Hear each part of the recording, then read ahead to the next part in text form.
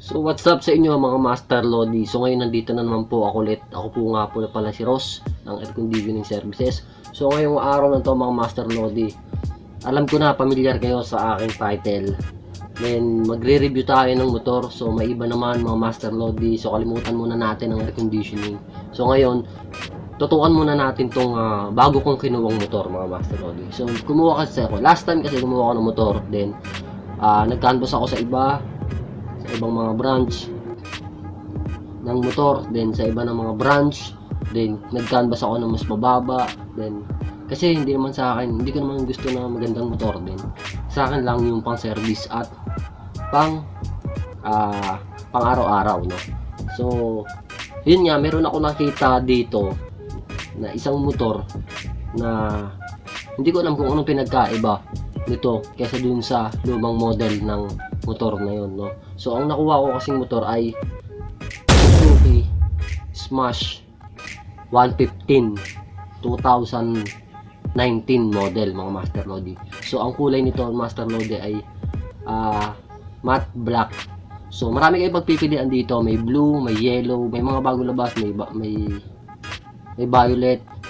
Yung blue bagong labas din yon. Yung blue, yung matte black, saka yung gray, flat gray. So may maraming mga bagong labas na kulay ngayon din. Doon lang tayo babase kung ano ba yung pinagkaiba ng bagong model ngayon. So dyan lang kayo mga Master Lodi. Subaybayan nyo itong video na to, then tapusin nyo.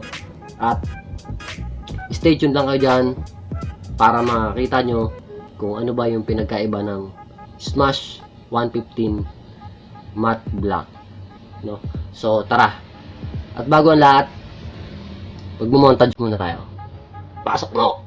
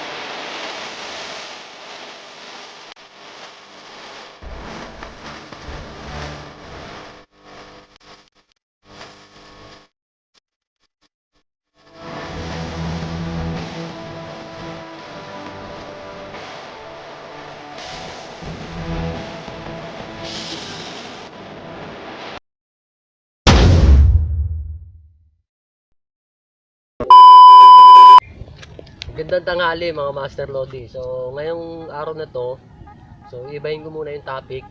So ang gagawin naman natin ay magre-review tayo ng motor. So kasi last time kumuha ako ng motor, then i-share ko na rin kung ano-ano ba yung pinag-iba ng Smash kaysa sa dati.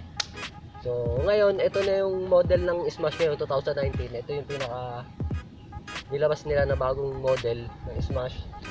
So ni-ride ko siya, okay naman, no. So titingnan natin yung mga, iikot natin yung camera, titingnan natin kung ano yung pinagkaiba ng bagong model ng Smash 2019.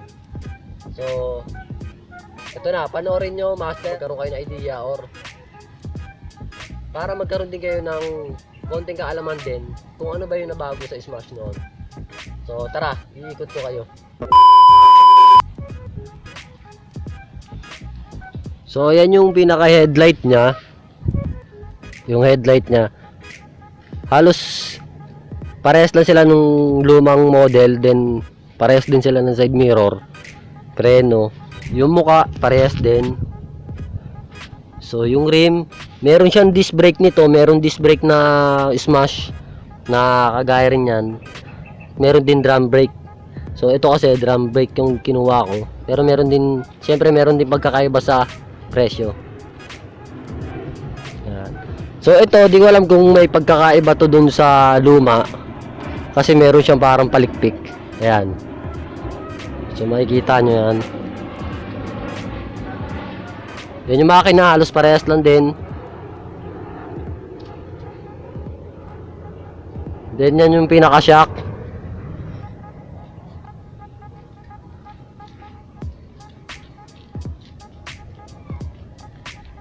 So yan yung likod.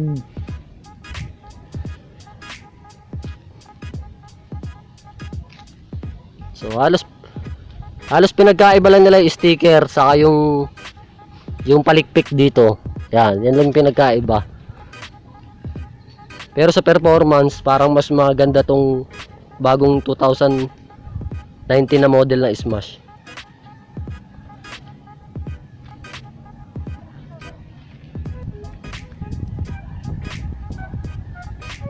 Ito bago pa lang to kasi yung speedometer niya ay 24 pa lang.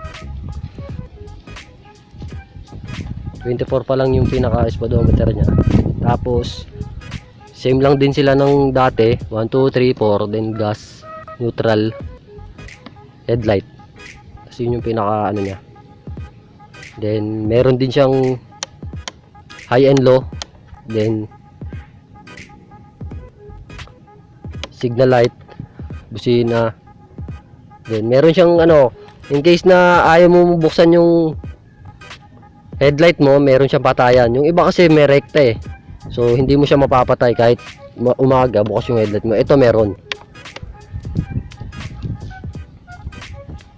Tapos punta naman dito tayo sa compartment niya.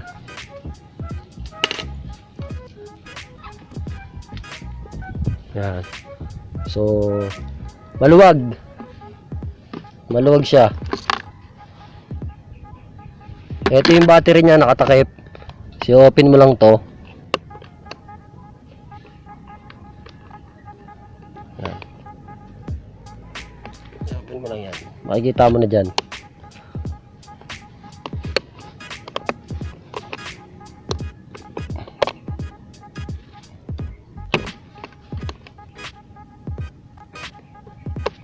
Yan, dyan na yung battery.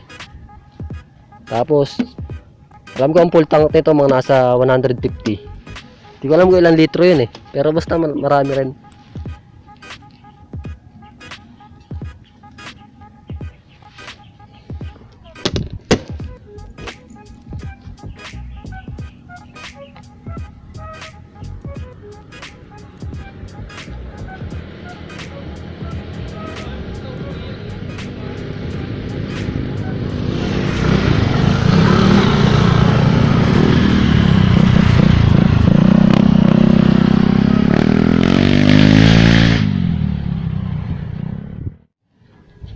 So, sana na-review nyo yung bagong model ng Suzuki. So, tatapusin ko na yung video. So, salamat sa mga nanood. Then,